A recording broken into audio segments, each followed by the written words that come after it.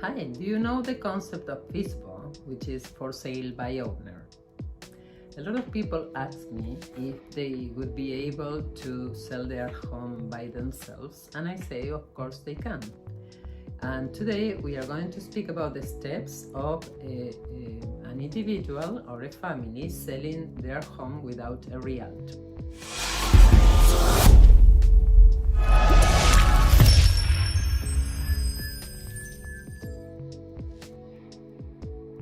So how do you sell your home without using a realtor?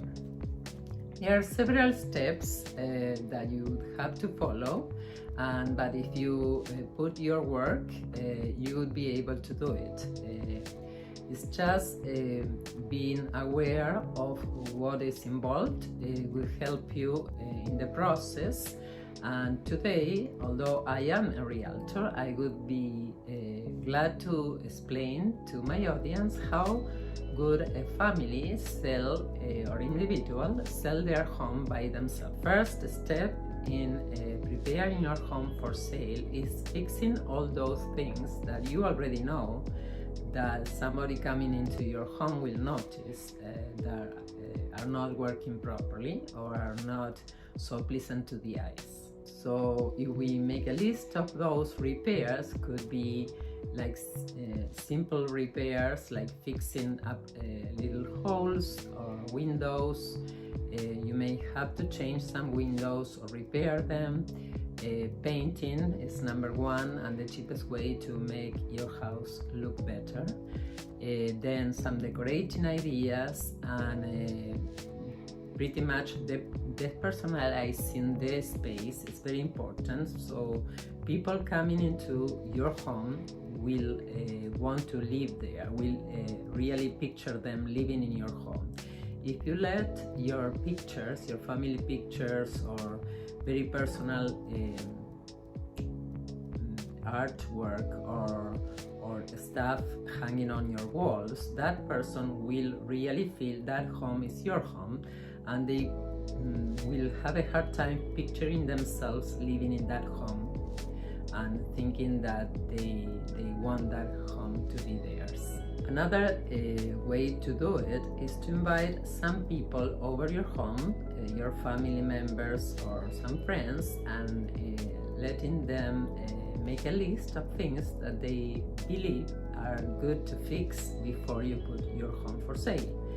I know it's uncomfortable for people to give a negative aspect of your home, but that's a more impartial idea of how your home really looks. So it's better to have somebody outside your family or a friend coming into the home they don't live every day and to point out things that they may think they are worthy to fix before you put your home for sale. The second step is to get a CMA. And what is a CMA? It's a comparative market analysis. Prices about homes are super local. So you cannot compare a home in Hyde Park versus a home in the East End or a home in Oakville or Brampton. So you will have to ask not one realtor but more than one realtor to provide you with a comparative market analysis, super local, of same types of homes as yours, so you know which would be the price range for your home in order to be able to price it right. Because if you price it very high, your home will sit in the market for a long time and people will think that your home has a problem, that's why it's not selling, and maybe it's a price problem. Also, you may leave money on the table if you don't price it right either. If you price it too low and people won't tell you that it's low price, you will get for your home much less money than you really would have to. So it's very important that you contact realtors and you tell them that you are not planning to list your home with them, but you would need a comparative market analysis and it's important to compare more than one so you have different perspectives on the same, that is selling your home for the most amount of money in the less amount of time. The next step in the process is staging. Part of preparing your home for sale, but it's more specific on how the home will look in the sense of the eyes of the buyers, of the visitors, of the viewings, of the showings. You will have to let the people go in and check your home. So it's a very specific process, and we normally, realtors, we use professionals that are dealing with this step every day. It's styling, basically it's styling your home to give the viewers the best light, to put your home in the best light possible, so it's attractive to buyers, and also it's important to prepare the home for photography. Staging is done room by room, and is done with normally rented furniture and equipment and lighting and artwork.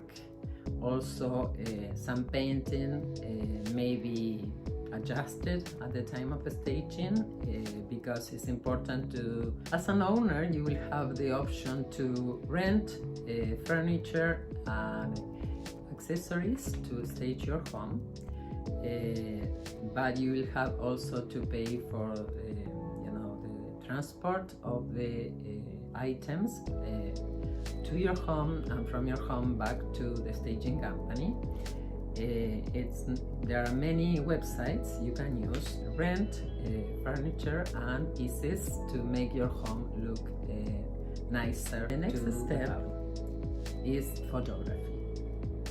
And please don't use your phone to get the photos of your home, because you can tell when photos are being done professionally, and even videography is very important. So in today's market, photography has become a very important part of the listing process, because a lot of showings are virtual, and it's very important to give the first and best impression with the photos in the computers of your potential buyers. So if you have very dark photography, very amateur photography, they will notice, and you will not show your home in the best eyes.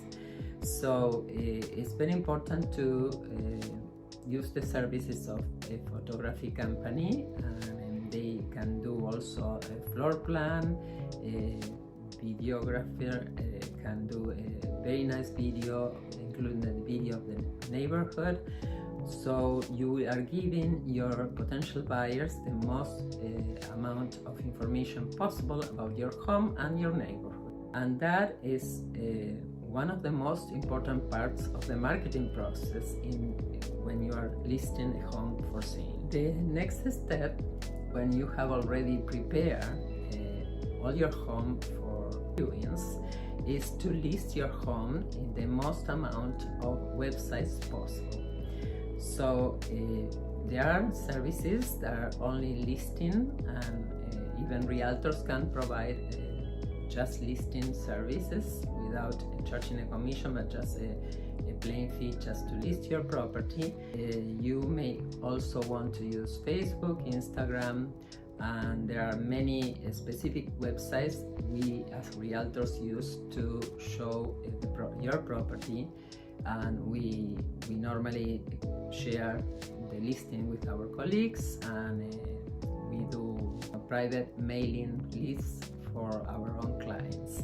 So you as an owner, you can list your property and try to market in your niche as much as possible, and get the word out that you are listing your home for sale.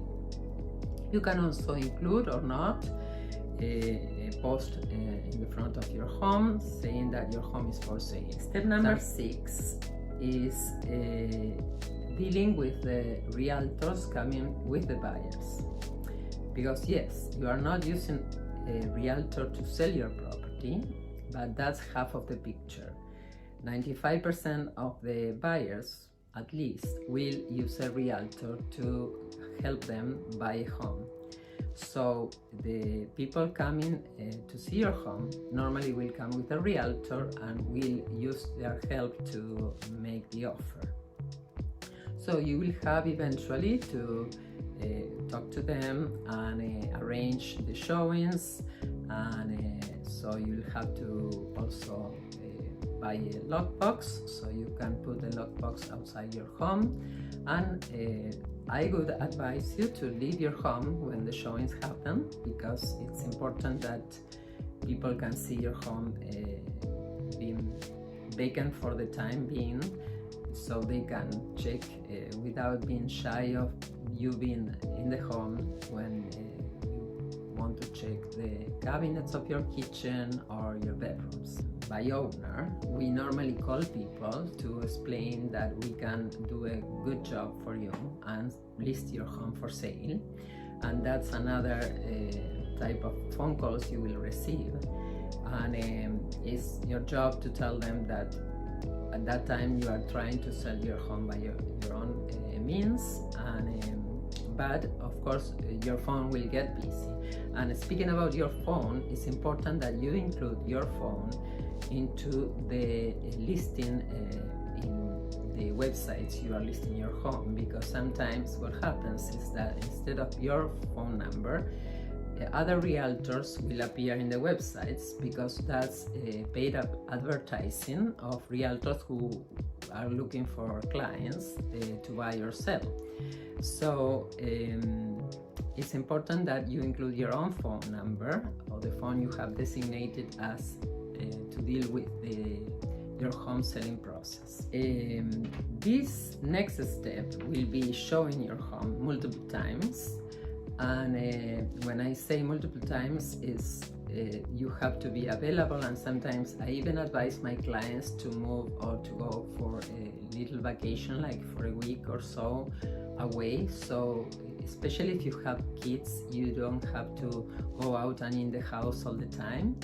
It becomes a bit cumbersome for some people, because the buyers want to come to your home in different times of the day, and that's another limitation. You can set up the times in the website, the times your home will be available for showings, but which is very important that you put your home as available as possible, because you don't want to limit yourself just with the showings, because if people are working and can only come to your home after 6 p.m. and you don't want people coming after 6 p.m. so you are basically losing the opportunity to sell your home to those people. You will have to receive the offers, and sometimes, and in this market it's normally multiple offers, so we have to go over the offers, understand the wording, and sometimes using a lawyer will help on understanding the documents and the conditions of the offers, because some offers will be obviously different than others, and it's a legal document you're signing. Once you accept an offer, you are attached to that agreement, so it's very important to have legal advice on that agreement before you sign it. After you receive the offer, it comes the time where people come with our appraisals or a home inspection if you haven't got a home inspection. Normally, realtors, we advise our clients to have a pre-listing home inspection, which improves the percentage of people looking at your home, because they say it's already pre-inspected and they are confident that the home is in good condition, or they know already whatever has to be fixed after they buy. The appraisals, after you even have received, the lawyer has received the deposit, the appraisals will tell the buyers if the home they have put an offer for is the real value, so they approve their mortgage. To go, you have the closing date. Your lawyer will work with the lawyers of the buyers, and at the end of the process, if everything is good to go and the mortgage has been approved and nothing has been changed. You will exchange keys, so you'll get the check or the money deposited into your account. No longer the owner of that home will have to move out or at the time before closing, obviously. So I hope that was helpful, and I'm always here to help you in any questions you may have. My conclusion: yes, there are some savings. You may have not using a realtor, but the reality is the average commission for a realtor who sells your home is around 2.5% of the value of the home. So let's say for a $1 million homes, you may think you are saving 25K, but you have to consider also that you will use the staging company, or you will have to stage yourself. You will have to go through documents on your own without any advice except for the lawyer, which also charges a fee. And you will have to do the photography on your own and take care of the other realtors and showings and everything else. While we as realtors take care of all the details for our clients, and we absorb the cost of the staging, photography, and all that has to do with preparing the home for sale, as also our time, and we keep our clients informed all the time of the process, and that's what we do for a living.